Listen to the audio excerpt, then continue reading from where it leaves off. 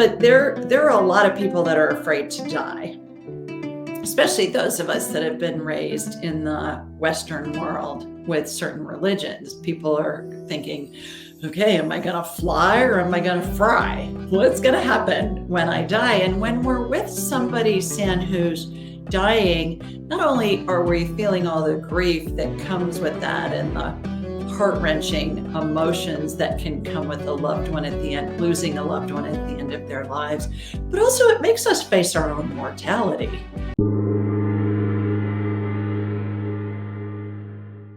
Welcome to the Consciousness of the Way. I'm your humble servant and Sifu, Taoist Master Sun Qing. And it's Christmas Day again. I'm down in front of the tree and the universe has brought me this incredible being. Once again, it's good to be me. And I'm very grateful to have the presence of Julie Ryan, an incredible intuitive and medical intuitive, and among other things, an incredible healer that delves deep into all things consciousness. Welcome to the podcast, Julie. Thanks, Sen. I'm just thrilled to be here. It's been a very exciting moment for me when I feel the resonance. And that's something that we've been attuned to before even this present moment. And it becomes very evident when you are part of a bigger picture, which you and I are very familiar with, associating ourselves with the field, the oneness, the life force, the Tao, the God, the Buddha, however you want to perceive it. But it's palpable, and that really comes with a knowing. And so I'm really grateful to have you here today. How about we start the podcast with a little backstory, where you came from, how you got here. Well, I know how you got here. You were invited on the podcast, but just how you developed these skills, because I find this is going to be very important for all the OGs, all the students that I have, to remind people that you can have these epiphany moments where you perceived your reality as one thing and you just go in a completely different direction and understanding this nature of who you are. Right. Well, I'm a businesswoman and an inventor of surgical devices sold throughout the world. I have founded 9 companies in 5 industries, and I'm a businesswoman and inventor who learned how to do woo-woo, and I'm a buffet of psychicness. What that means then is that we can do energetic healings on you. I'm like a human MRI. I see body parts in my mind's eye. I could scan you if you were on Mars or in a galaxy far, far away. I don't need to be with you. As a matter of fact, 99.999% of the work that I do, I'm not with the person. Talk to your deceased loved ones, talk to any spirit, whether it's attached to a body or not, communicate with them, communicate with pets, communicate with plants, trees, whatever. Do past life scans, tell how close to death somebody is. I can scan somebody anywhere and I can tell you how close to death they are, how the angels and deceased loved ones surround them, and what phase of transition, I've coined that they're in. So it's a lot of fun. I sold my surgical device manufacturing company in 2015, and I thought, okay, now what? What am I going to do next? And I've been led to do this, and it's developed into my full-time passion, and I'm just having a ball with it, having so much fun. That is a mouthful, but to the OGs, that's incredible, because these are just sensory perceptions that you have developed. I'm really curious about delving deep into the methodology or the processes of how you develop these skills, because I teach them, but the practices I teach people are hundreds of thousands of years old, and you kind of sit into a groove of a generational thing that is handed down from generation to generation. So it's like, don't have to reinvent the wheel. There's an evidence-based materializing effect that comes with these practices. So I would love to know more about, okay, you went from well-established, realized, successful, accomplished business person, and to all things metaphysical, all things consciousness, all things out of this realm of 3D into 4D, 5D, and beyond. Where did you get the this, what was the seed of your realization? I had a friend about 30 years ago give me a book called Anatomy of the Spirit by Carolyn Mays. And I read that, and she called herself a medical intuitive. And I thought, what the heck is that? Because I'd been in the hospital supply industry for years at that point, and had already started my first company, and had patents and trademarks and stuff like that on surgical devices. And so back then we didn't have the internet yet. And I did the old fashioned thing, Santa, and I went to a bookstore. I went to a Barnes and Noble because I figured they'd have more woo-woo stuff in there than maybe even the local library. So I went to a Barnes and Noble, and I just went in there to see what I could find. Certainly I was being led. I live in Birmingham, Alabama, and down here they'll say, now, darling, I was led to do that. So I was led. And I found this book called Hands of Light by Barbara Brennan, who is a former NASA physicist who parlayed very complex quantum physics principles into understandable English for the non-scientific person. That would be me. And she used quantum physics principles to facilitate energetic healings. And I was all about helping people get better, but from the surgical supply side of the equation. Early in my career, right out of college, I sold hospital supplies, hundreds of thousands of them for a big distributor, big national distributor. So I read her book, and then I wanted to know more. So I called her school and I said, you guys have anybody teaching this stuff? And sure enough, in my town, they had a graduate of her teachings, of her classes, that had started her own school. And so I studied with this woman for 6 years. And my friends and family said to me at the time, why are you doing this? Because it was a lot of money. I mean, it was expensive. I spent the same amount of money as I would have spent on an MD or a PhD to learn how to do all this stuff. And so my friends and family said, why are you doing that? I'd say, I don't know. And they say, what are you going to do with it? I'd say, I don't know. It's just interesting. So I did it. And then fast forward, as I mentioned, I sold my company in 2015. And along the way, I had been working with family members and friends on healing when I experienced my own mother's death in 2002. I started seeing what the transition was between life and death, and then did some research and found out this is ancient stuff. I'm just seeing it in my mind's eye, and we can talk more about that. And so I was led to write a book, Angelic Attendants, What Really Happens as We Transition from This Life into the Next. By the way, anybody that wants a free copy of this, just go to julieryangift.com and we'll send one to you. So I was prodded to by a dead pope. That's another story I'm happy to share with you. And here I am all these years later. And I get to meet and work with people from around the world. And it's just been so much fun. It's the most fun thing I've ever done. And I just love it. I'm having a ball. It's so interesting because you go from a dramatic shift. Same sort of situation that I had from my childhood to when I moved into, spiritual awakening. It's like an instant thing. I went from powerlifting and bodybuilding to internal awakening of spirituality that was kind of so far in another direction. Yeah. It was like, that's when you're at your highest point of awareness, is where it's out of left field, something completely different. And it seems to me that you had a very similar sort of story. I was raised Roman Catholic, and I believe that the Catholics and the ancient cultures and the ancient religions, for the most part, do a really good job of setting that foundation for spirituality, in that I was taught about angels and saints, and when somebody dies, they go to heaven, and you got the spirit, and the spirit leaves the body. So I had that foundation as a really small child. but I never really thought much about it until I read Carolyn Mace's book. And then I was led on this journey, and it started 30 years ago. Wow. Yeah, that's about the same time we're OGs in this journey of realization. It's I'm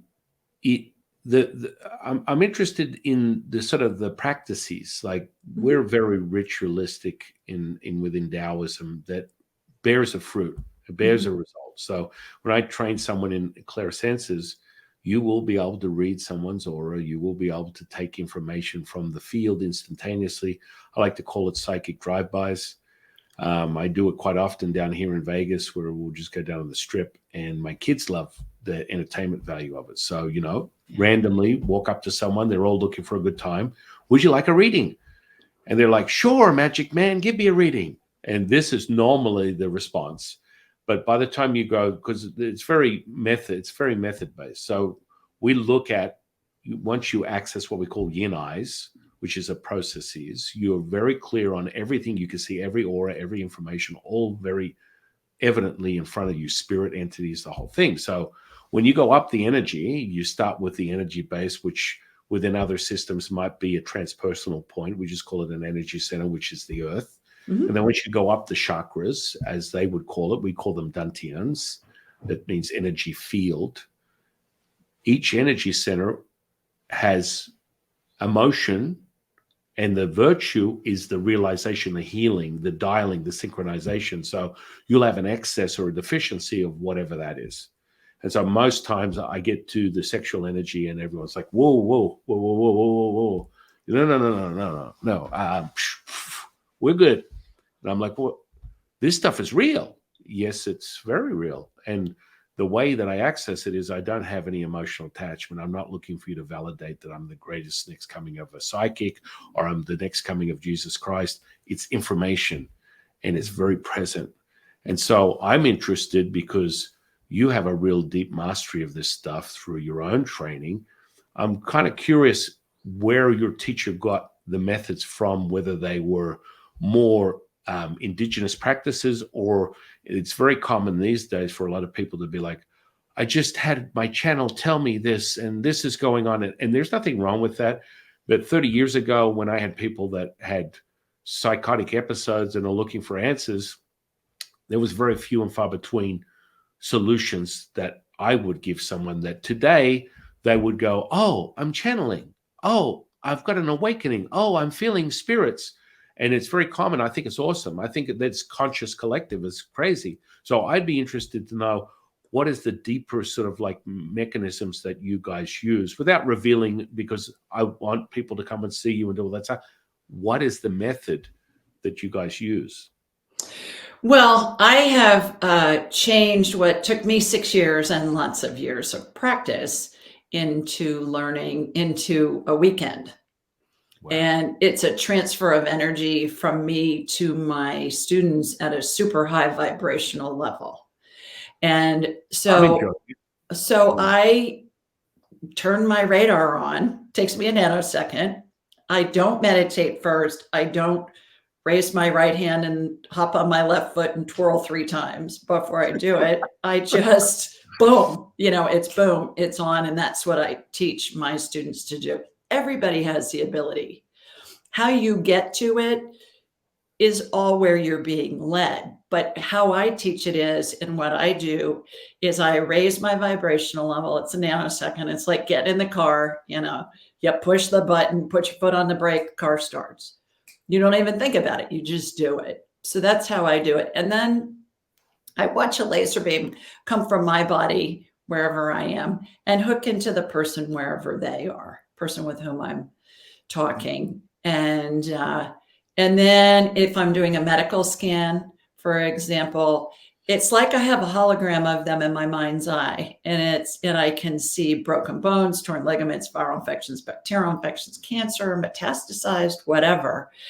And so something will be identified, and then immediately thereafter, there will be some type of energetic healing that begins. It can take the form of something getting added, something getting removed. I watch procedures all the time in my mind's eye that emulate what I saw in the operating room for decades when I was in that business. developing products, testing prototypes, training surgeons and reps, that kind of thing. Sometimes I see healings that use methodologies and devices that haven't been invented yet. And I believe it's spirit working through me and with me to help the person heal themselves, because it's been my experience that nobody heals anybody else.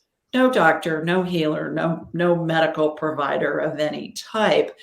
We help the person, we help facilitate the person healing themselves. An example of that is, think of when somebody has surgery.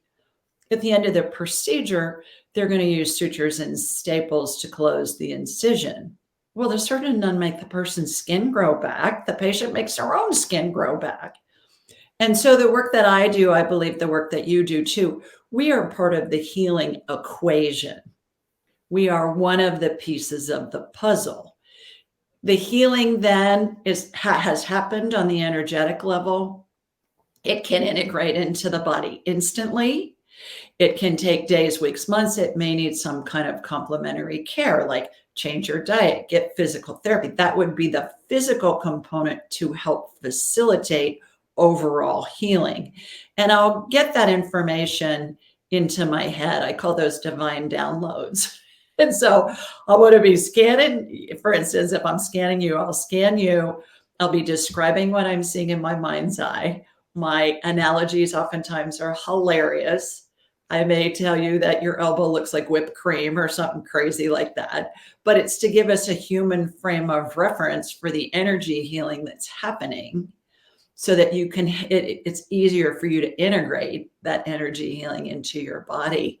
And then I'm getting information downloaded into my head, and I'm talking to my client all at the same time. So that's just with energy healing. I just got off the phone with somebody before I joined you that has a torn rotator cuff in his right shoulder.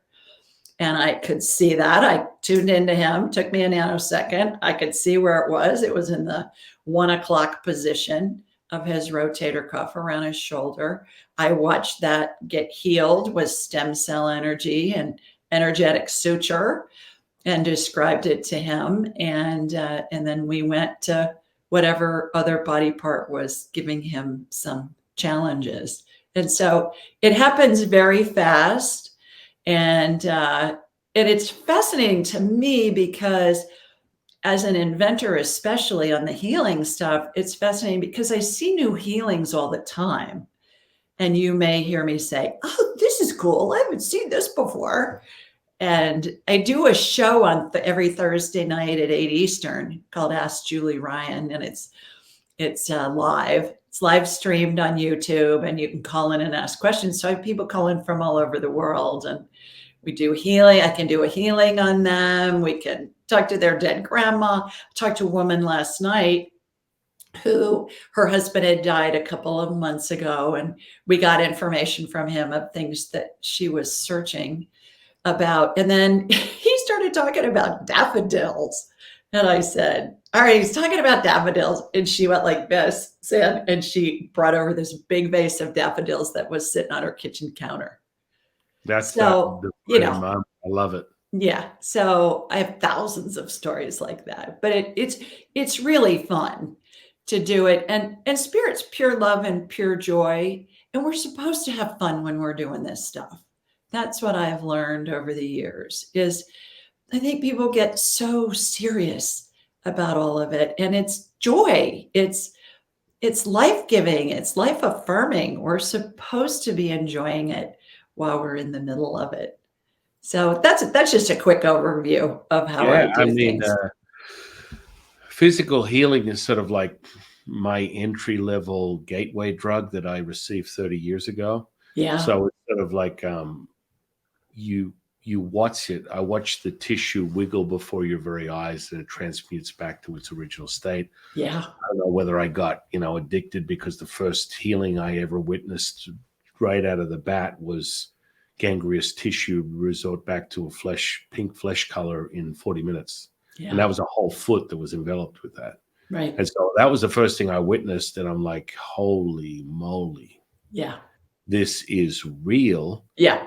And, that's that it's sort of like I attribute the transformation on a physicality perspective when I teach people how to bend metal. It's always that it's a resonance that you get into. Mm-hmm. And so when bending metal, you start the physical force, but then you put your intention to the state you want to melt. Right. And it melts like butter. Yep. And then sort of like the next graduation is hold the spoon and melt it like a candle. And then the third one would be hold the fork and twist the prongs in either direction. This is a attention intention. And I really believe from what I can see within your own experience that you have a visceral, kinesthetic like validation that comes with your experience, which is really powerful because that's important to express or register that as a knowing. And that's where that knowing comes from. I don't tend to tailor my emotional state. And when people call me arrogant or, extremely confident, it's just a knowing. And unfortunately, if you're looking for humility, go and work out your daddy issues because you're not going to find it here. Because that's just that's about knowing. I'm not in the space of the present moment to do anything other than help someone. Right. And when people get sort of like, you're kind of sure of yourself. I mean, the amount of people I've had come to me with all different types of stuff. But for example, Stanford University, one of my clients spent 2 weeks in complete fear that they were dying, right? They had cancer and they waited to finally get hold of me. It was a bit of a wait. And I was like, I could have told you this from day one. You don't have it. And they're like, oh my goodness. Oh my goodness. And I'm like, and she's like, hang on a second. That's a tall order. You're talking about Stanford University. You're telling me that they're wrong and you're right. Well, what are you doing here?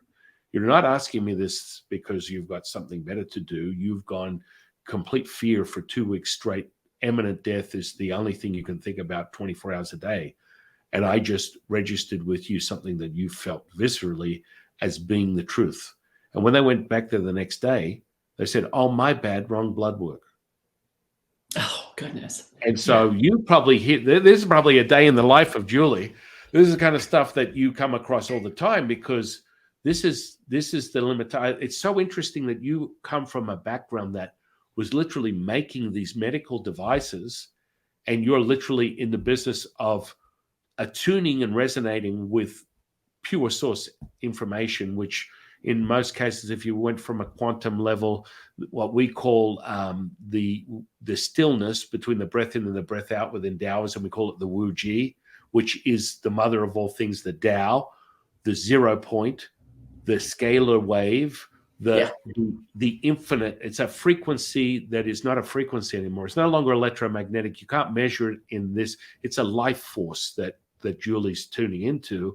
That is plasma. It's plasma. It's not happening here. So the 0 point you're very familiar with. This is the super glue of what they use as the theory of quantum physics. This is the entanglement, right? Right. And I just find it it's amazing. But up until 600 years ago, I just had an incredible historian on the channel who's spent his life 80, 90 years pursuing the origins of humanity, the origins of the human. And he can tell with absolute confidence, 100%, he has evidence that he has at least 1 million years on record in the same state we're in. So I don't know what's going on here, but 600 years ago, this type of stuff that Julie and I are speaking of was part of the science model. And all of a sudden they were like, no, we'll throw the bath out with the baby out with the bath water. We're not going to apply this within the science model. It's so much easier to deal with this matter stuff. It's really clunky. We can sort of justify it, but there is states of consciousness that are beyond this world. And when you tell me, I get all warm and fuzzy inside when you heal someone that has a rotacuff problem, and it's instantaneous as it should be. So what was the conflict? Was there a conflict when you came to this realization, knowing you spent many years of your life selling products to help people realize what you can help them access without anything? No, actually, I think it was all part of my path to help me understand what was happening. And so, as I mentioned, a lot of the healings that I see will, in my mind's eye, will emulate what I saw in the operating room. For instance, arthritis.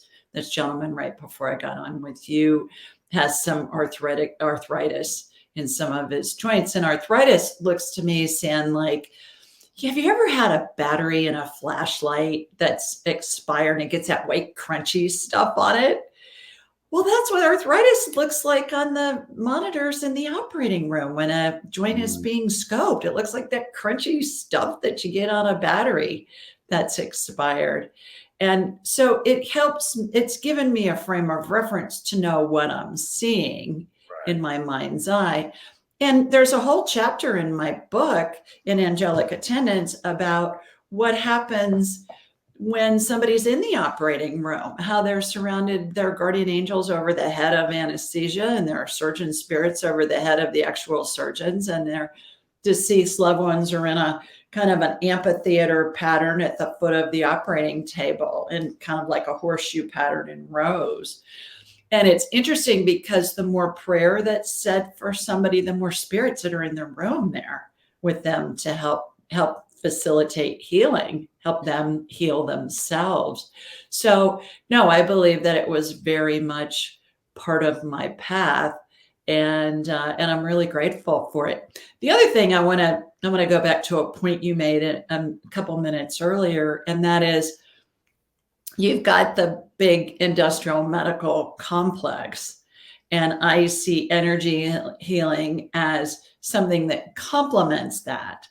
And it's part of the healing equation. Is it necessary to go to the medical stuff? No, but a lot of times it'll facilitate the healing, like the energetic healing will facilitate the healing. And everybody's path is different. The reason why we got away from that is because there's no money in the energetic healing. Think about the economies that are governed by our medical system now. My goodness, the multi-billions of dollars that are spent. And there's a hospital being built at my alma mater, the Ohio State University in Columbus, Ohio. And I was up there a couple of weeks ago, and they're building this massive addition to their hospital at Ohio State. There are going to be over 800 doctors that they're going to need to fill it. And most people say, oh my gosh, that's so amazing. And I think, oh my gosh, how crazy is that? That we're that sick, that the population is that sick, that we need to build a wing or another building onto this massive medical complex already, that's going to need over 800 doctors plus other ancillary staff to make it run. Okay, there's an issue here. And so it's been really interesting to watch it all unfold. But if I'm in a car accident and I got broken bones and I'm, needing a blood transfusion and stuff, take me to the quickest emergency room, hopefully a level 1 trauma center that can stabilize my body. So I do think that there is a collaboration between different types of healing, whether it be Western medicine or Eastern medicine or energy medicine or whatever. Yeah, I mean, you come back to the fundamentals of Chinese culture, which was basically created by one of my teachers, the Yellow Emperor, who was basically the originator of all things internal alchemy. Any energetic practices is fundamental to Chinese medicine model today through China. And so when you get that deep, I get all different types of students, clients, psychologists, therapists, medical doctors, healers, light workers, massage therapists, acupuncturists,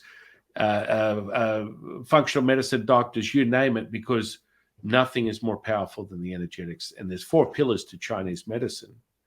One is herbology, the other one is massage, the other one is acupuncture, and the 4th one is energetics. And we all fall in line back to the origins of the most powerful thing, as our dear friend that everyone seems to find really fuzzy and popular right now, as Tesla would say, everything's energy, frequency, vibration, which it was said well before Tesla was alive. But hey, look, I'm excited that he discovered scalar energy that has been around for thousands, hundreds of thousands of years.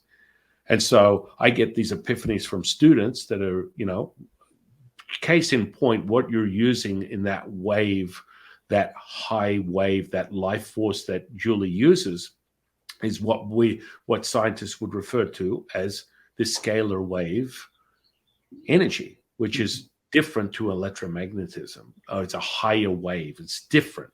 And so they can't measure it. They can't explain it. It's just there. And so I have students that have been training with me for years, and out of nowhere, they've got PhDs, they're big brain scientists, whatever.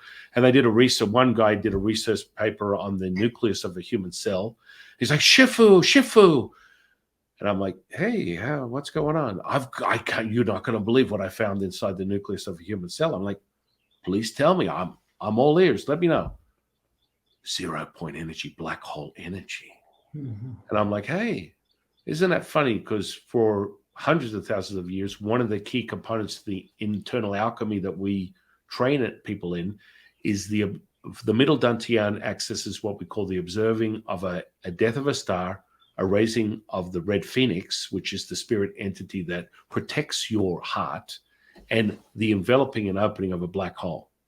And so within Taoism, we don't look at black and white as good and bad. They're all polarities of one, and when you're able to merge them together, you become one with all things. Whereas most people are subjected to duality. They want to be, and that's okay until otherwise noted. I mean, the path of a Taoist is to realize on the mountain, one is yin, one is yang. You're going up the mountain, you're realizing all things as one, the mother of all things, the Tao. So, it's interesting because I would believe that most of your clients are coming from a fear-based understanding. They're not coming from even a knowing. So if they were coming from a knowing, they wouldn't be seeing you. So that fear is a catalyst subject to the human condition as to how they got there in the first place. It's like, let me work out the pieces of the puzzle. I heard that Julie can give me the other two pieces that are necessary for me to be whole. And I think that's really powerful when people come to that realization. As I just confirmed what you said a while back, we're facilitators. I don't claim to do it. I don't do anything. I mean, for the first 10 years of my career, I literally would just entertain people and put them on a table and fall asleep in the corner of the room, and they'd just wake up at the end of a session going, oh my goodness, this was so profound. I'm not doing anything at all. And I'm like, oh, that's great. That's amazing. Is this sort of like attunement that comes with it. And you have to, it takes one to know one. When you talk about dropping in and you just are, that's a mastery. That's something that I know very well because I do it myself.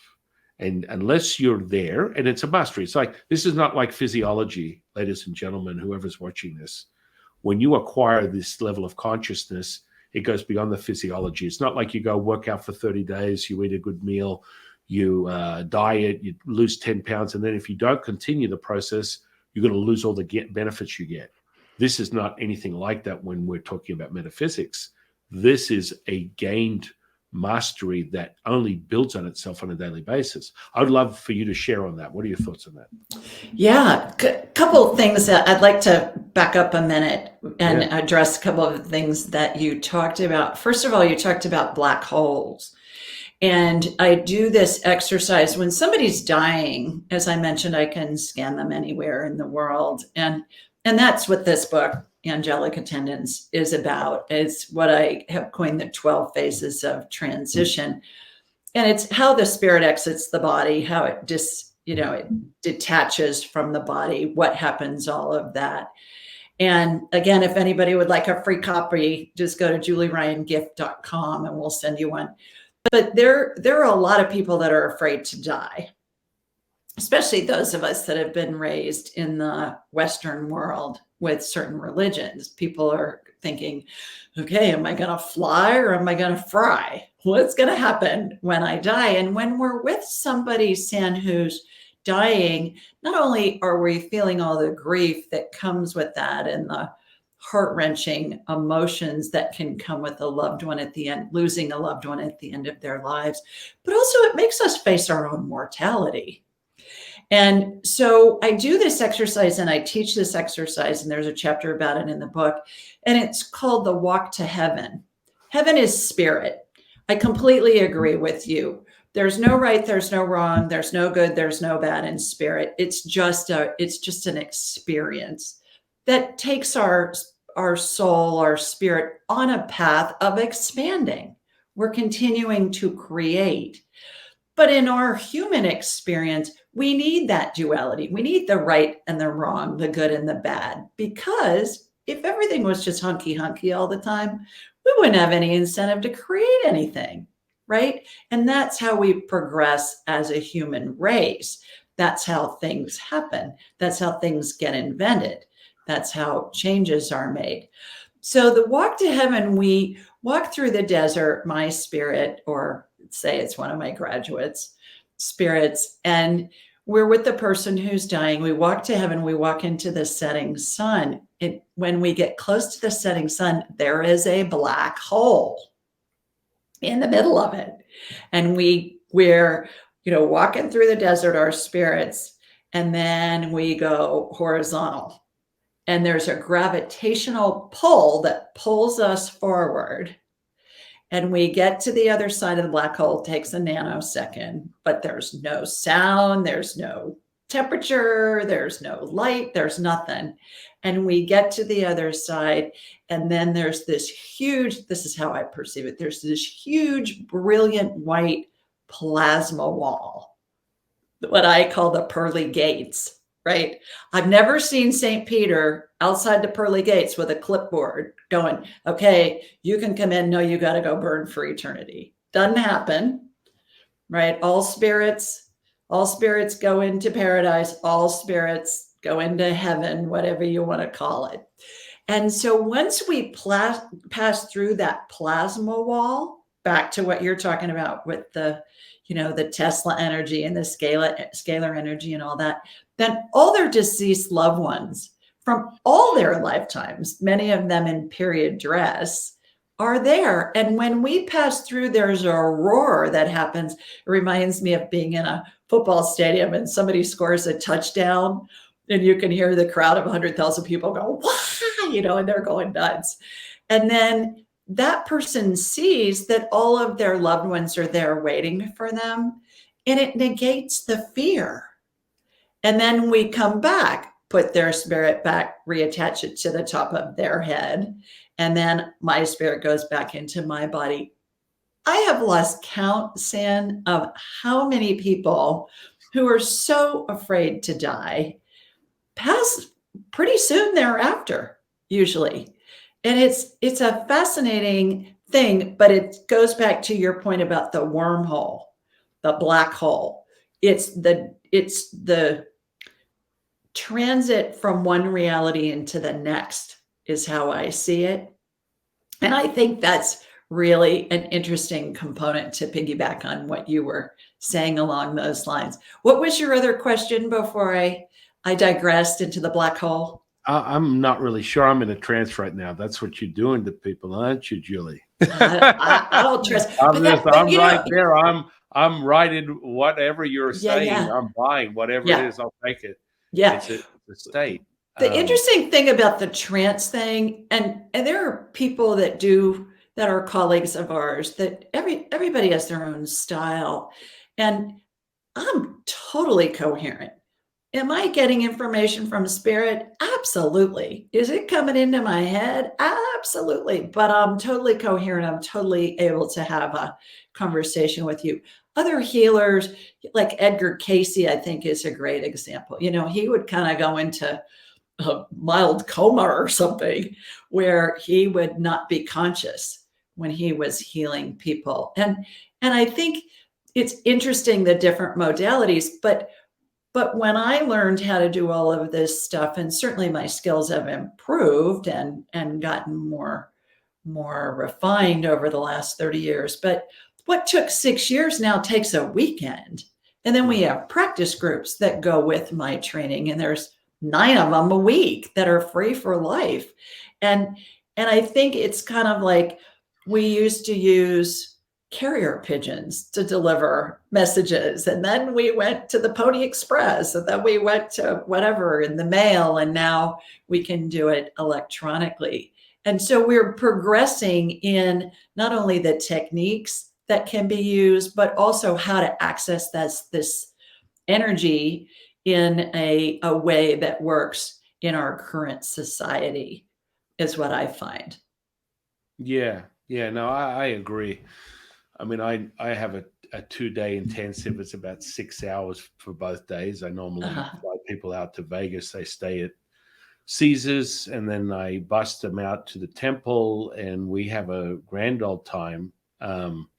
You know, it's really in depth and understanding. So, these ancient indigenous practices are palpable, they're tangible. So there's certain mechanisms that you use, but fundamentally within Taoism, it all has to do with color frequency and, certain codes that you use and shapes and sacred shapes.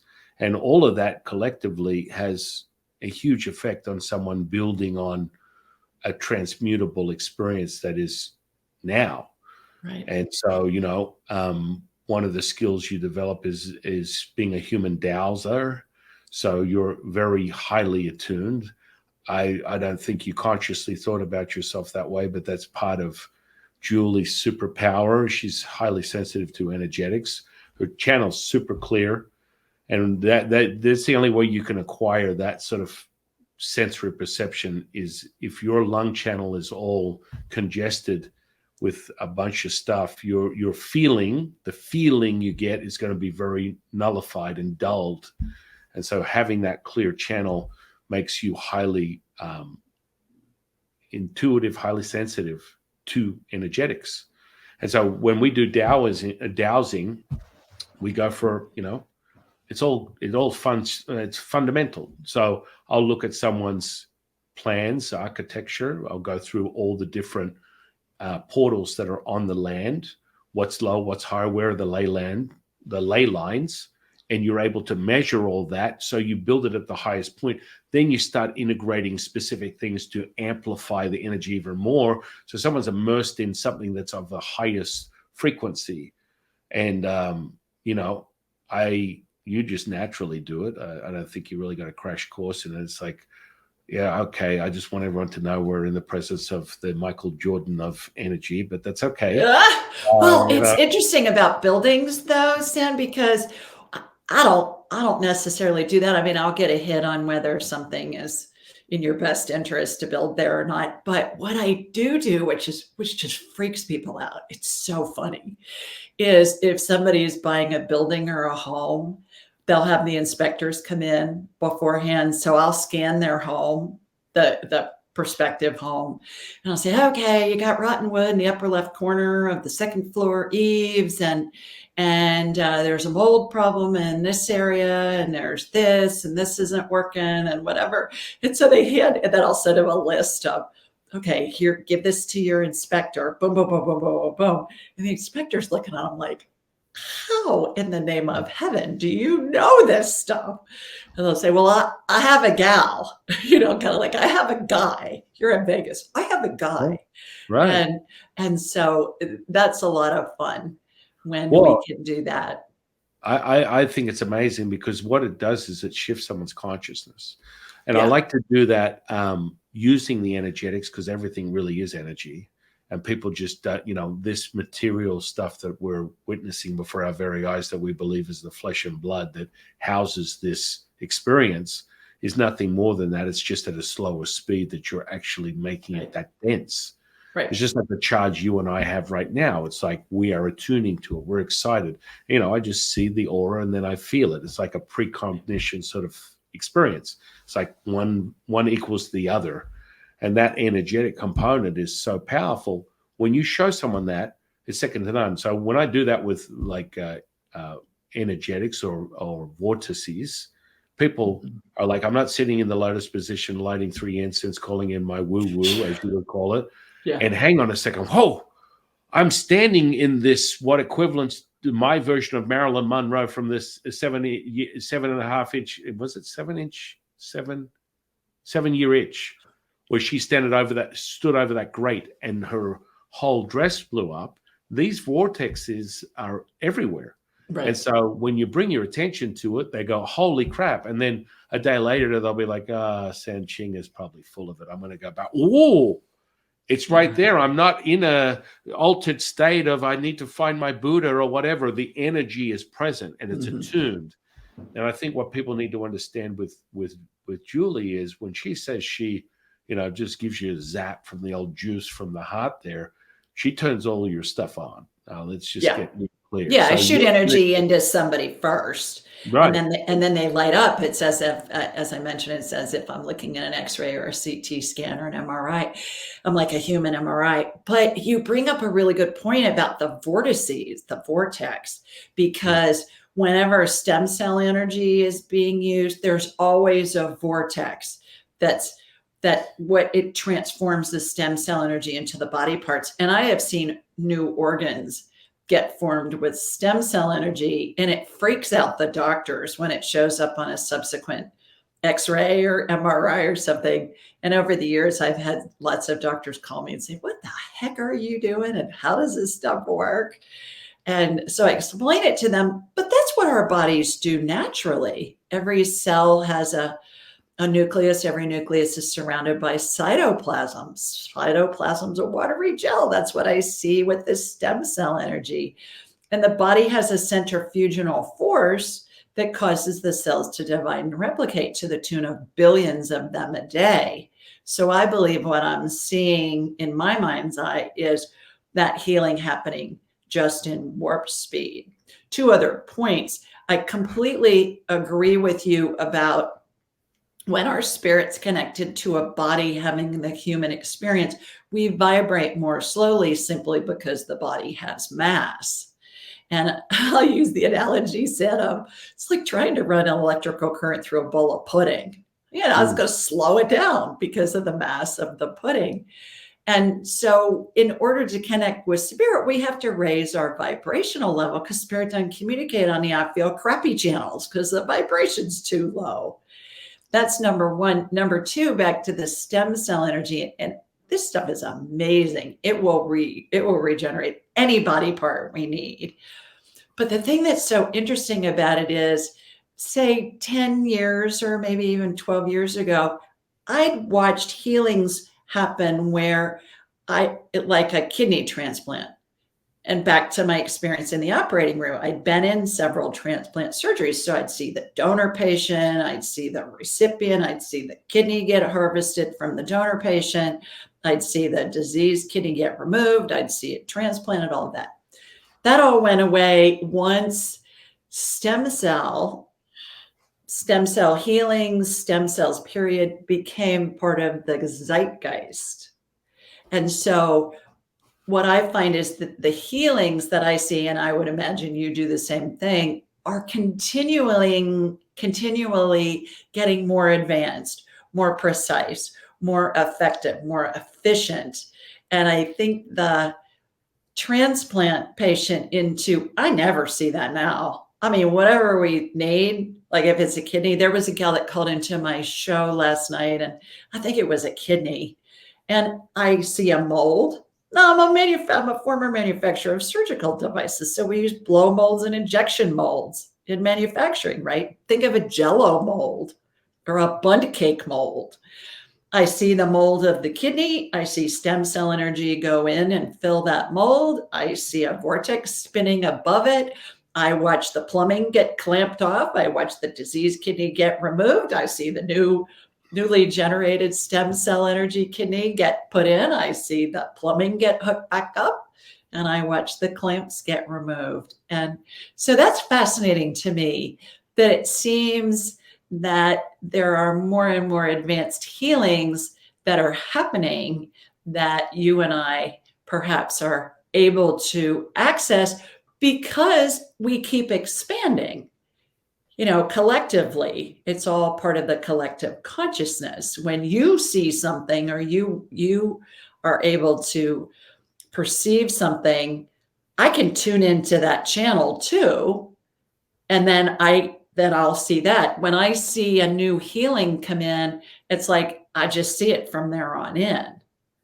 Are you Yeah. finding that to be the Oh same yeah. I thing? mean, I'm like a cipher. It's like that's what happens. The second Yeah. I am exposed to it, it's like the 4-minute mile. It becomes realized. Right. Right. And that's generally how I train my students, is for it to be realized. So Yeah. it's very palpable, very tangible, very repeatable, and it should be repeatable. Or I Yeah. would take a moment and perhaps ponder what it is that you're learning from, if it can't be mastered to some degree, because I mean this is all, again, processes that Yeah. it doesn't have to be as complex as this organically removed, because I mean the internal alchemy that I train people in, you are able to separate electric from magnetic. That means I can give people electric shocks, and I can do things with higher degrees of consciousness.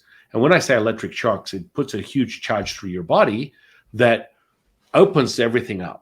Mhm. It'll feel like you had an electric shock, but I cultivate the energy. What happens is you merge the two dantians together into the lower dantian, and then you condense that as one energy, and then you're able to separate it through a channel, and you move it through like this, and move it through and push it out, and Yeah. it's like getting an electric shock. And Yeah. these are all sort of like part of the path of ritual within Taoism, internal alchemy. Very few systems have.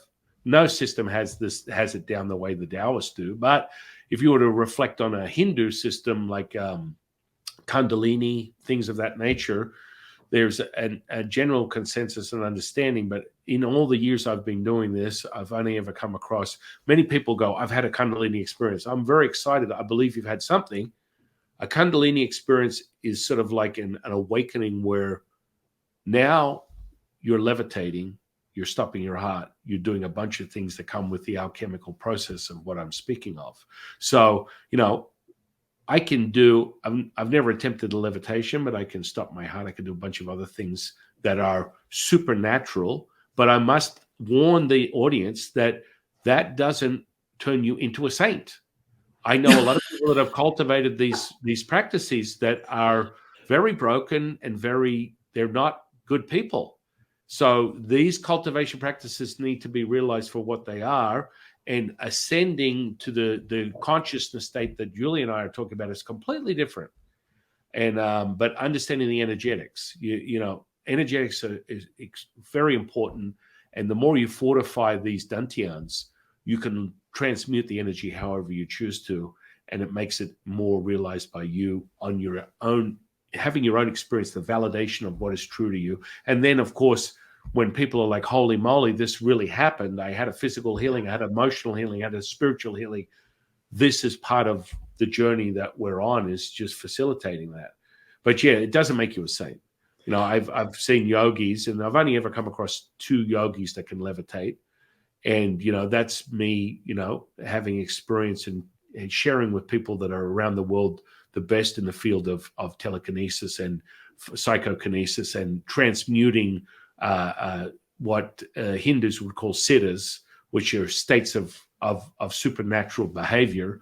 Within Taoism, we just call them a state of consciousness. We access our Shen and we transmute the energy, and it's an expression of all things.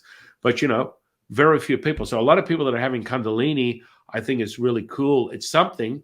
It's not a Kundalini like realization. It's an energetic experience, and I want people to fundamentally understand the difference. But quite frankly, these guys are sitting there for 12, 15 hours a day for 15 years.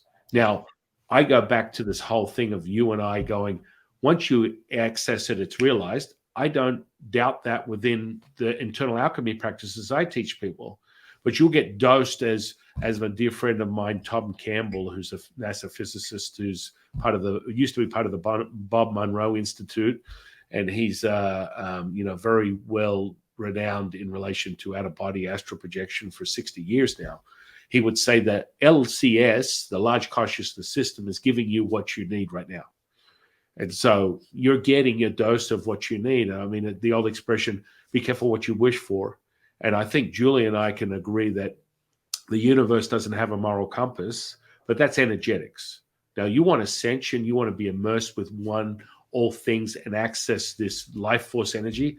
That's a different ballgame than playing around with energy balls. And I don't know. Well, and back to the sinners, I love the saying, Sam, that every saint has a past and every sinner has a future.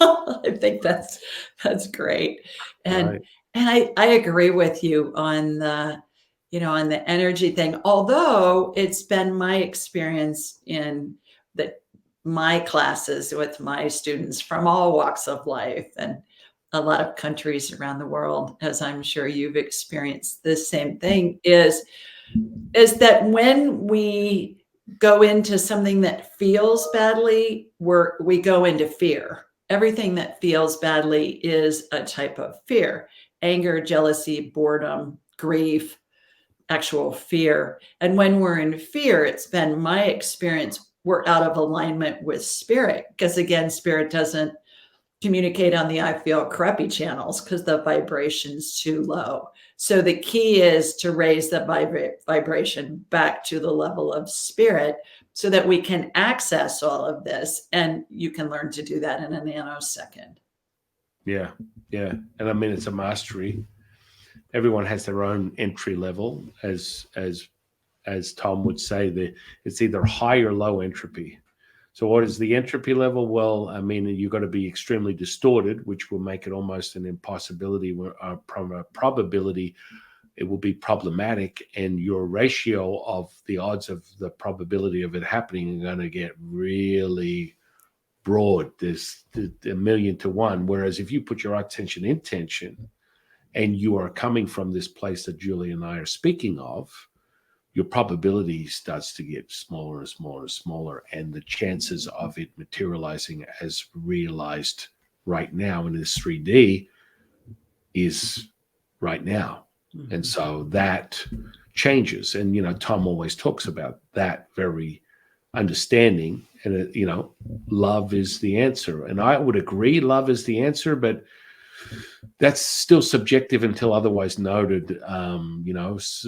Entry level is some person might conceive love as razor blades and bunny rabbits, the other person unicorns and rainbows, until they raise their resonance that Julie and I are talking about. And then you can start feeling the oneness polarizing effects of that true universal love we speak of. So I normally start people out at love, and then they have their own version of it, Hallmark maybe, who knows, and then they go into gratitude. Gratitude is a universal thing. Really high vibration. I can give you $5, or I can tell you look great, and you're going to resonate. All of it. You don't have to try. Right. You're just there. And then, of course, for a Taoist, it's accepting, allowing all things as one. So it doesn't. It starts with love, but it goes to an accept and allowance. And what happens is you get more of the same from the large consciousness system. The more you put out, as we would perceive, Tom and I came to the conclusion, what does it come down to? Do you see the glass half empty or full? It's like, right. It's like, that's it. It's like, that's it. And so if your glass is half full, you're going to get more half full. You're going to get more of the same and the same again and the same again. And it's being able to, as my dear friend Martin, who's a Buddhist monk, would say, remove the dukkha, which is what they call the distortion. And he spends his life observing what is distortion. Like people say something and he will have a visceral, emotional response to it. And then he stops and he goes, no, that's not me. That's just an event that I've associated with that. Let me remove that from the mainframe. Now it's gone. Now I'm observing reality, not this version that I'm distorting of this from as you said, Julie, a low vibrational sort of state. Well, and when we're in fear, autonomically, we automatically go into fight or flight because the body doesn't know the difference between a real fear and a fake fear. And 99.9% of the fake fear is what we deal with every day. So a real fear would be, get out of the road before the bus runs you over. that can harm you or kill you. And a fake fear would be, oh my God, I'm going to be late for this appointment. And then we go into the black hole of the what ifs, right? Well, if I'm late for this appointment, then this will happen, then this will happen, then this will happen, then this will happen, and I'll die homeless and starving on the street. Really? Because you're going to be late for an appointment? Probably not. So the key is to get out of that right away. And there's a little technique that I teach. May I share it, of how to do that an easy way? I call it the 2-minute rule. And how it works is, when you have thoughts, when they come into our heads, to your point, Stan, don't have a meaning until we give them a meaning. All thoughts are neutral. And thoughts don't originate in our heads. We pull them in from the ethers. So when somebody has a thought that feels bad, what I say is, just ask yourself, is this going to kill me in the next 2 minutes? It's a yes or no answer. If it's yes, get out of the road before the bus runs you over. Yeah, that could hurt you or kill you. If the answer is no, what have you done? You've shifted the vibration. You've kept your body out of fight or flight, because this is a fake fear. And when we do that, and you can use it unlimited times a day in every situation. And what's going to happen is, when we're in fight or flight, we lose clarity, because the blood drains from our brain, goes to our extremities and our heart, so we can run fast and get away from whatever the perceived threat is. So when you ask, is this going to kill me in the next 2 minutes? And you hear a no, you're like, okay, whatever. And it keeps you out of fight or flight. Your clarity's there. You can still communicate with spirit, because you're on that high vibration still. And the beauty of the 2-minute rule is, you can use it in any situation. You can use it unlimited times a day. It's free and it's convenient. It works anywhere your brain is, and your brain's usually with you wherever you are. So when spirit downloaded that into my head a few years ago, I was like, oh, this is a game changer. And when we make that a habit, I don't even think about it. If I have a thought that feels bad, I'm immediately in the 2-minute rule. Is this going to kill me? No, whatever. And so what happens when we make that a habit, San, is we walk around in joy most of the time. And I promise you, if you make it a habit, anybody that's listening or watching, try it, make it a habit. And then there will be days when you're walking around and you're just happy. And you're going to think, I'm just happy for no reason. And that's why, because you're in that vibration. The other thing about the vibration, it's been my experience that we all come in at the level of spirit vibrating. That's why little children have amazing telepathic abilities, until somebody says, oh, honey, that's just your imagination. That's not really real. I actually have a whole series of children's books called the Angel Messages series, and they are darling. Look at these illustrations for those of you that are watching. They're colorful. Little kids get this stuff. But the thing that's really cool about this is, when we go to sleep at night, we go back to the factory preset frequency of spirit. So that's why it's very common for our deceased loved ones to visit us in dreams. Or I say, if it's a visit, if it feels like it's high def, the colors are more vibrant, the senses are heightened. You may wake up and the hair on the back of your neck or the hair on your arms is standing up straight. And you remember the details. That's a visit. But it's easier for spirit to communicate after our brains have had some rest and we've gone back to the factory preset high vibration of spirit, because again, spirit doesn't communicate on the I feel crappy channels.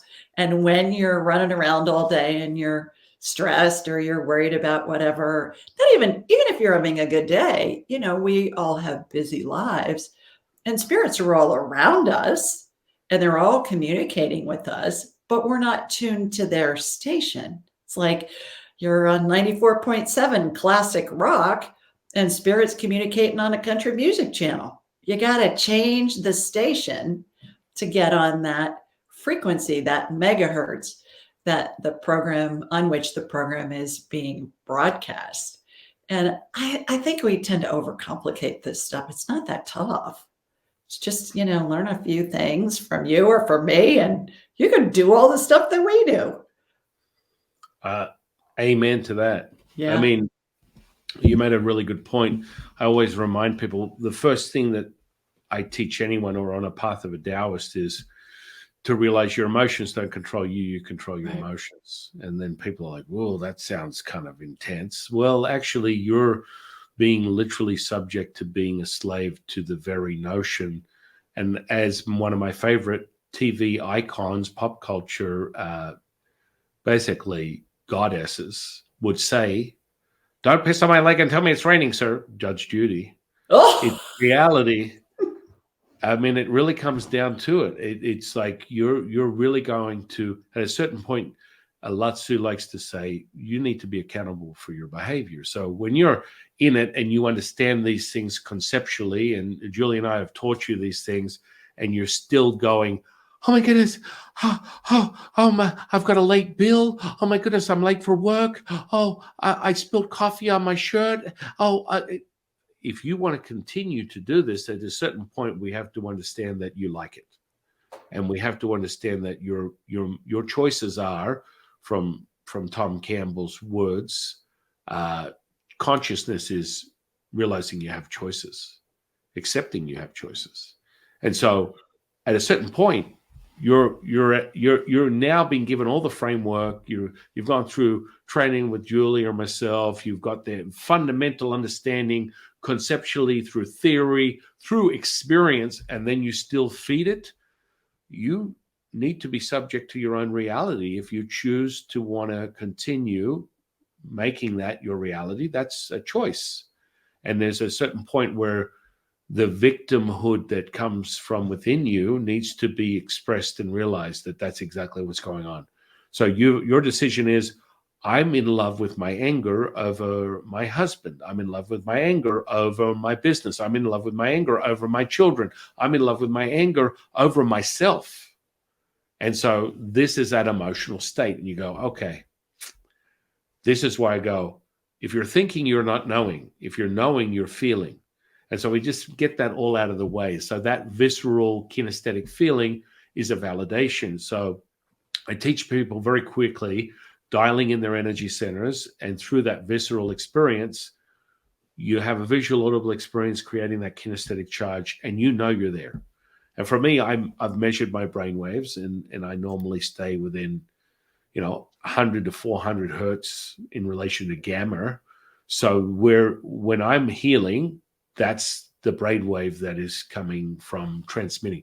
So for anyone that's listening, that means that your whole brain is enveloped. That means you're 100% conscious. That means I can access alpha, theta, delta, epsilon at will, altering all things. And I would guess to know that that's where Julie is when she's doing her thing with spirit and she's at one with all things. If I had to measure her brainwaves, she'd be in the same place that I get into. And it's measured that way. I've got friends of the channel that are neuroscientists that measure psychics. I've always done that anyway, because not only do I validate it, but, a little curiosity. I want to see what the brainwaves are at, where I feel like I'm schwitzing in a sauna and I've got so much juice running through me. It's like, holy moly, it's a supercharge of energy. Mm-hmm. And so what's going on here? How am I validating it? And so I just wanted to measure the brain waves. And, when you're doing mediumship stuff, I noticed the brain turns off as opposed to just channeling directly like a Lao Tzu or something of that nature. So there's a variable where there's a lot of activity, no activity, that sometimes doesn't even make any sense from a neuroplasticity level or a science level. And that's kind of where we get to that fundamental of, source energy, life energy, chi, prana, God, Buddha, Tao, universe. It's just not of this world. It's different. And I like it. I love it. I think it's amazing. And I've observed over all these years, that's the reason for the very observation and the gift of me being able to observe these miracles that people would perceive as, and I'm sure Julie does the same thing. It's like you get there and you're like, it's as if it's the first time I've ever seen it, and it happens again, and it happens again, and you bear witness to it, and you're part of the collective, and it's just it's just profound. How I think of it, and you bring up an interesting point about mediumship. So I'd love to hear your take on this, Yeah. Sam. What I espouse is our heads are like big satellite dishes, and they receive and they transmit frequencies. Every spirit has a frequency that they keep throughout all of their lifetimes. Past lives are so much fun because oftentimes we can get information that we can corroborate with historic documents online. And I always say, I can't make this stuff up. I'm not that creative. I'm sure you feel the same way. Yeah. And so and I do this a lot with clients who've lost a loved one. And the first question is always, are they okay? I'm like, yeah, they're in nirvana. They're in heaven. I mean, it's fabulous. But all we have to do is just think of that person. Whether you knew them or not is irrelevant. When you think of them, it tunes your satellite dish head to their frequency. So who do you want to talk to? Your dead grandma, George Washington, Elvis? It doesn't matter. You just think of them. That tunes your satellite dish head to their frequency. And it opens kind of like a two-way radio. And I always tell people that say something to them, either aloud or in your head, and you're going to get a response. And how you know it's from them is it is the first thing that comes into your head as fast as you can snap your fingers or before, because time doesn't exist in the spirit world. They've already got your thought and they're answering you back a lot of the time before you've even thought it out all the way. And that's where people get stumped because they'll say, oh, that's just my imagination because I'm getting a thought in my head before I've even thought my thought out all the way. No, that's okay when that happens. So when you say that there isn't brain activity when talking with a person in spirit, or a spirit, whether it's a deceased loved one or whomever, is that why you believe that's happening? Because we are tuned into that frequency, that two-way radio channel, if you will. What do you think's going on in that I situation? fundamentally, absolutely, Lao Tzu validated that for me. I knew that, but then going through the data and then congregating with another neuroscientist that measures psychics all the time, it's a consensus. I knew that fundamentally. It's kind of like if you have to learn it, you don't know it. If you know it, you don't have to learn it. That comes right from the Tao Te Ching. Mm-hmm. And once again, I'll validate what you just said. All thoughts of your mind are not yours. And people are like, whoa. And so, yes, that lack of brain activity is you're tuning into it, but you're not it's not your information or processing. But then again, on the other side of it, when I'm doing physical healing, the gamma brainwaves are off the chart. So the gamma brainwaves just go ballistic and it envelops the whole brain. And I'm still channeling Lao Tzu, but on top of that, the pulpability of that energy is so dense, it's so powerful, and it's happening at will. And I mean, you're so in tune with the subtleties, you can feel more or less depending upon what you're into or how you want to experience it that day. Mm-hmm. That's just the mastery of Julie. But when you're visualizing and you're seeing something being mended in your mind, or however you see it, I see things with my eyes open in front of me. I'll see the energies, and it's palpable. So it's a concentrated moment when Julie's looking at a healing, that evidence-based stuff that she's doing a medical intuitive reading on, and she's seeing it visually, there's a palpable concentration of energy right there. And so that is really powerful stuff. And it kind of falls back more in line with understanding the center of the center of the center of the center. And so when you understand that entry point, if you were to even reflect or entertain the idea of the Big Bang being all things that realized at once, which again is fundamentally false at this point, let's just start with that, right? I'm not going to affirm or defirm what the stories are getting pretty big at this point, but we know what's true. But that center of the center of the center within any sort of form, any shape, is the energy source of the 0 point. So if you focus and fixate on something, you're going to tap into that that scalar energy. And so it's right in the middle of any object, any person, anything. And so when I sample the stuff that you're experiencing, it's like I'm at home, because that's what I experience, which is that pulpability. And it's dense. It's like you can reach out and touch someone. It's not just something that's visually happening within your third eye or within your eyes. It's palpable. And you know what's happening. And you're like, I know exactly when that's going to finish. Now it's done. Yeah. And it freaks people out. And like the charge you and I are getting right now, it's like, this is real. This is what's going on. Yeah. And, this is a mastery that we have. And I mean, I love being at home with my new bestie right now, just hanging out, talking about, because you can't make this stuff up. And if you haven't experienced it yet, it's a tall order to create these type of scenarios in your mind. It's possible. I mean, I must admit, look, lately I've come across a lot of people. I feel like Hollywood's, losing a lot of B-grade actors or people that have failed in the movie industry. So they're moving into channeling. And I'm seeing a lot of that.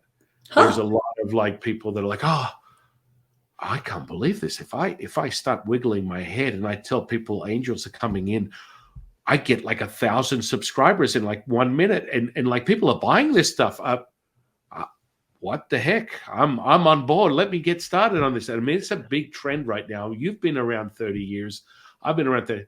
Very few people would want to admit that they're channeling 30 years ago, even 20 years ago, even 10 years ago. Yeah. But right now it's very popular. And so a lot of people are realizing, hey, I didn't work too well as being, one of the audience in Friends TV network show. And I thought my acting career was over. And if I get on the internet and start wiggling my head and things are coming out and I call about angels, people are listening. And there are a lot of people that are looking for this stuff. And I'm not a fan of the charlatan. I'm not a fan of the person that takes advantage of people's desire to really want this stuff. And so, I think part of us even operating and existing is fortifying and reinforcing the true nature of this stuff, and that it's real.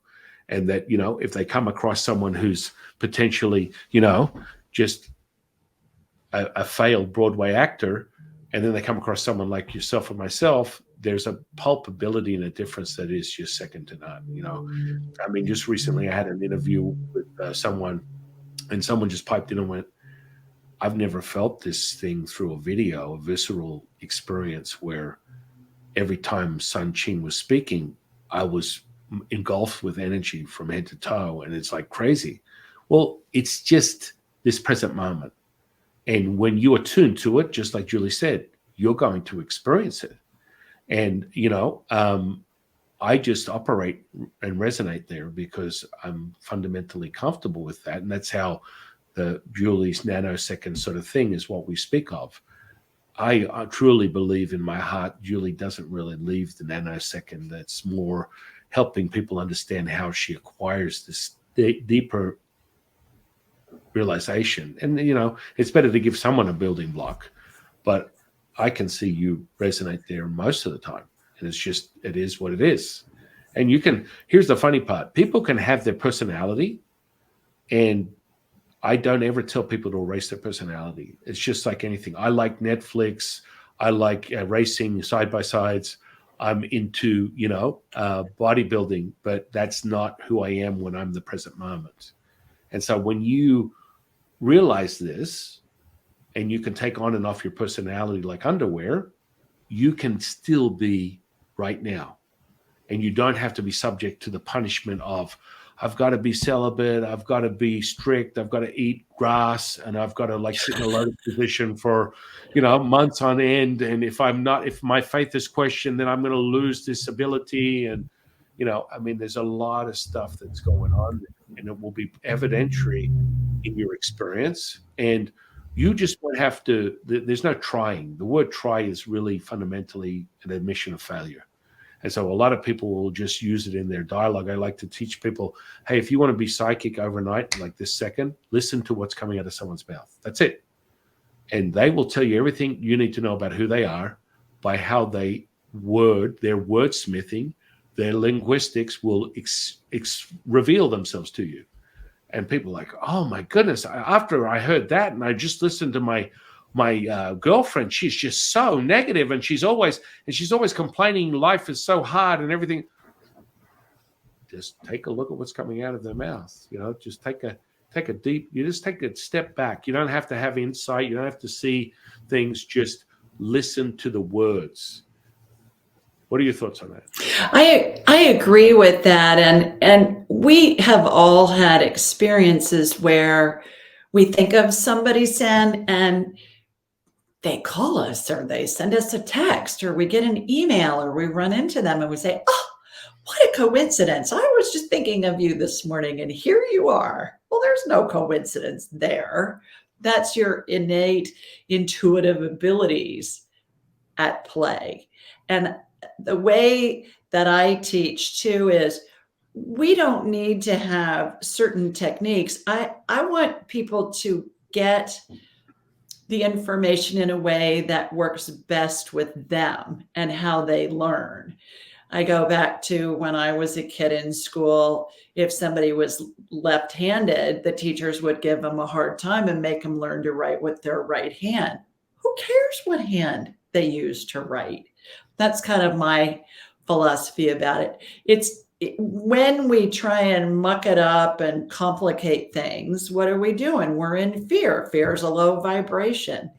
If we can let it flow in a way that's going to be indicative of how that person learns, then we're flowing downstream with it. We're allowing spirit to work with us and through us to help facilitate comfort, joy, healing, whatever it is that we're trying to communicate with another person. So it's all fascinating.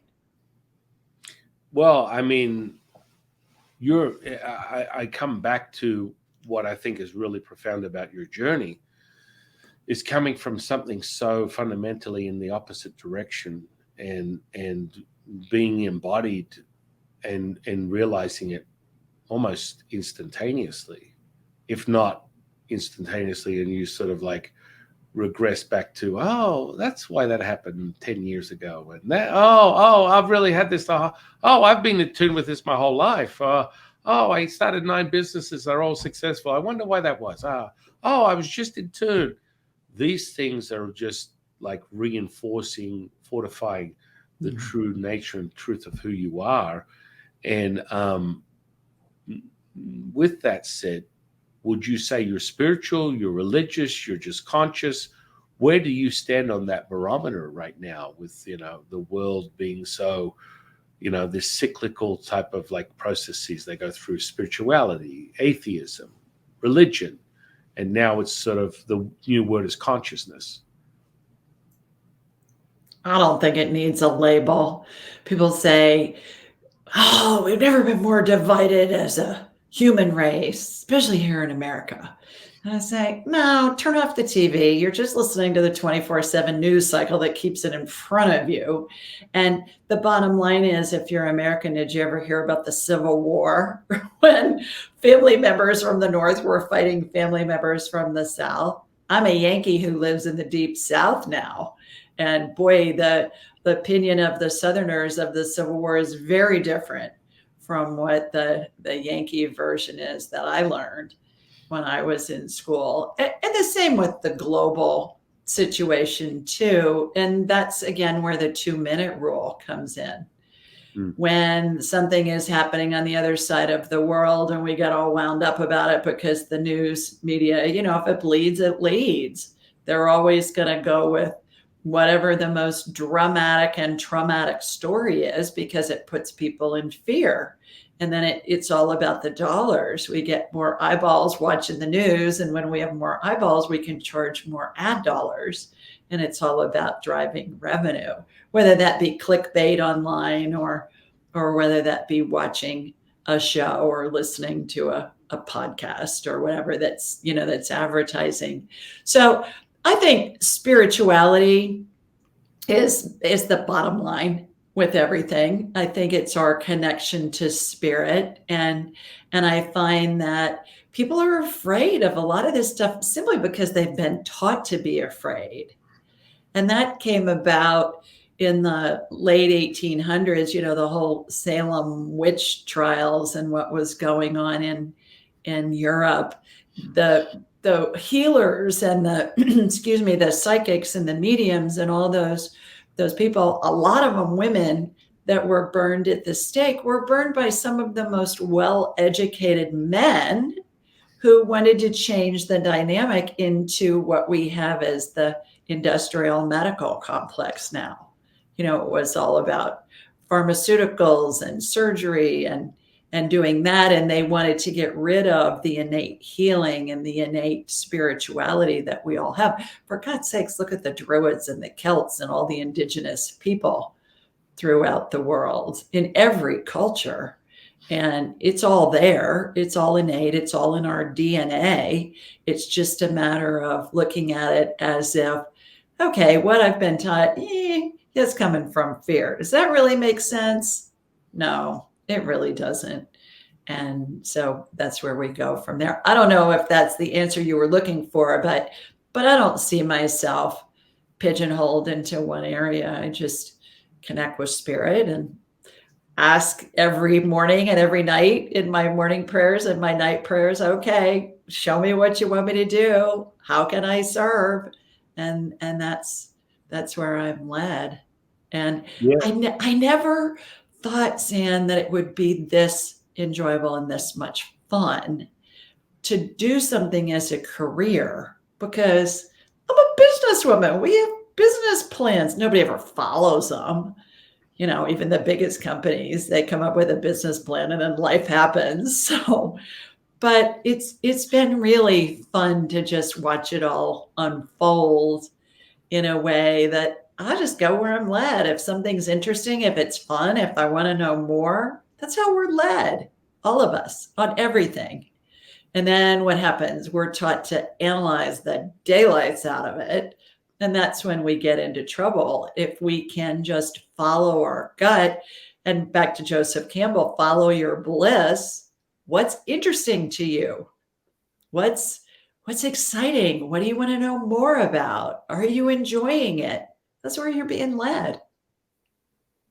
Yeah, no, I agree wholeheartedly.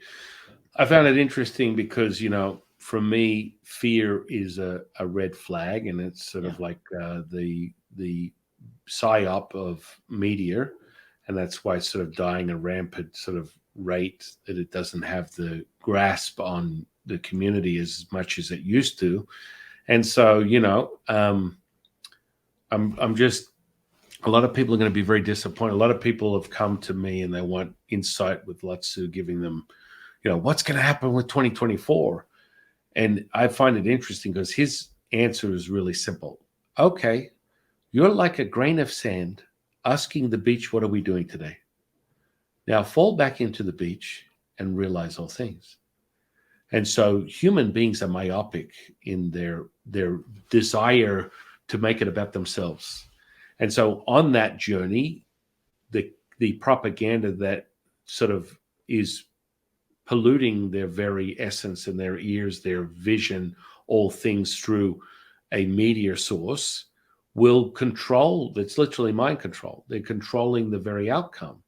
And so when there's not death and destruction, and the financial system doesn't fall in a hole, and the world doesn't implode, and there's not a World War III, people are going to be like, oh, but now what? I sold my house and my car, and I don't have a shirt on my back. The apocalypse was happening. And just like April 8th is going to come and go, and there's going to be a high frequency, there's going to be a high resonance, but that's where it starts and ends.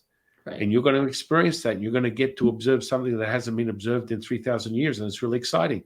But guess what? That's where it's going to end. And so most people they're fear mongers. Yeah. And that's just the process of human condition. And that's how they get you.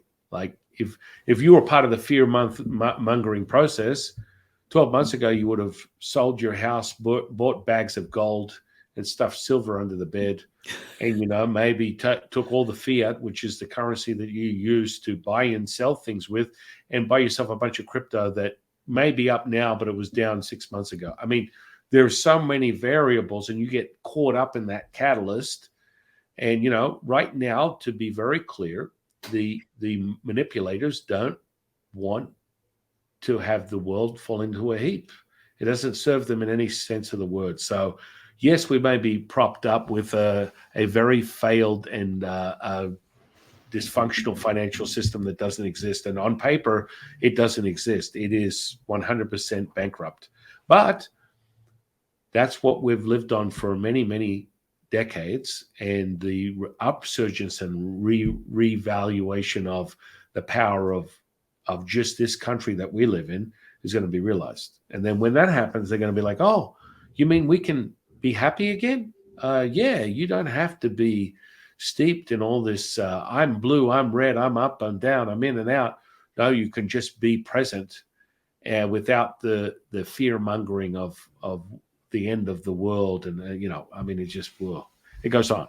Yeah. But I just steer from that. That's a red flag for me. If you're feeding me a fear-based,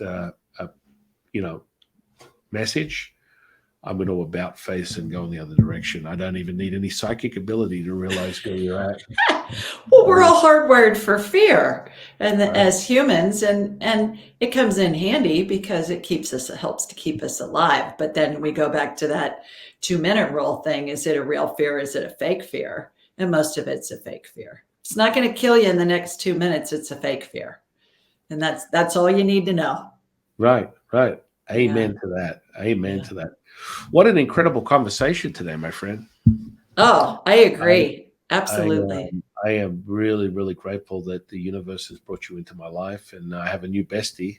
And, you resonate. It's really weird. I resonate with you very much like another dear friend of mine who's a remote viewer. And the reason I resonated so easily with her, because I'm able to access the same level of consciousness. And unless you're there, it's all conceptual. You have to experience it to validate the very nature of what we speak of. And if you're getting guidance from myself or from Julie, you're going to experience that. But most people tend to just talk a big talk, the old fake it till you make it. And, I appreciate that there's a certain entry level to all these things, and you're getting a level up. You want to, find guidance in something that is repeatable, that you can experience and validate as true. Don't just keep, as Judge Judy would say, pee on my leg and tell me it's raining. It's unnecessary. There's so much consciousness that is accessible right now that's so palpable.